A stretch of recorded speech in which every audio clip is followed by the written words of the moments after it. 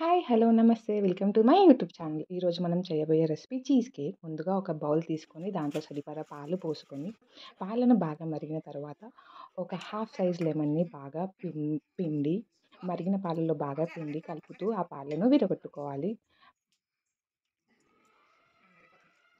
ఆ పాలను ఇక్కడ ఎంతగా మనం కలుపుతుంటే అంతగా పాలు విరిగిపోతాయి. వేడి పాలను పక్కన పెట్టుకోవాలి చల్లారించే వరకు. తర్వాత మనం తీసుకున్న ఓరియో కేక్‌ని దాంట్లో క్రీమ్ మిశ్రమాన్ని పక్కన పెడుతూ దాని బిస్కెట్స్ మనం మిక్సీ జార్‌లో వేసుకోవాలి.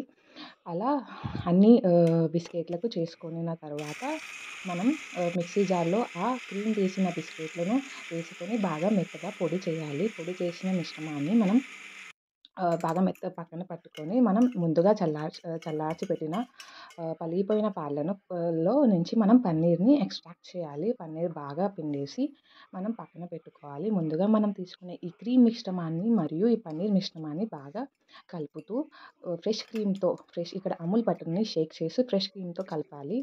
ఈ మూడిటి మిశ్రమాన్ని బాగా మెత్తటి పేస్ట్ వచ్చేదాకా మనకి మిక్సీ జార్‌లోన వేసి కలుపుకోవచ్చు. లేదా ఇలా నేను చూపించే విధంగా చూపించిన విధంగా కూడా కలుపుకోవచ్చు. దీంట్లో కలిపిన మిశ్రమాలు మీకు తగినంతగా షుగర్ ఏసుకొని బాగా కలపాలి. ముందుగా మనం తీసుకున్న ఒక గ్లాస్ జార్‌లో మనం బిస్కెట్ తీసిన ఆహ్, మిశ్రమాన్ని ఒక లేయర్‌గా కోట్ చేయడానికి నేనిక్కడ బటర్‌ని వాడి దాన్ని ఆ లేయర్‌ని బాటమ్ లేయర్‌ని నేను చాలా గట్టిగా చేస్తున్నాను. గట్టిగా చేసిన లేయర్ మీద నేను క్రీమ్ మిశ్రమాన్ని వేస్తూ, ఆ మిశ్రమాన్ని ఒక లేయర్‌గా పూర్తిగా మన బిస్కెట్ లేయర్‌ని కవర్ చేసే విధంగా మనం ఆ క్రీమ్ మిశ్రమాన్ని వేసుకోవాలి.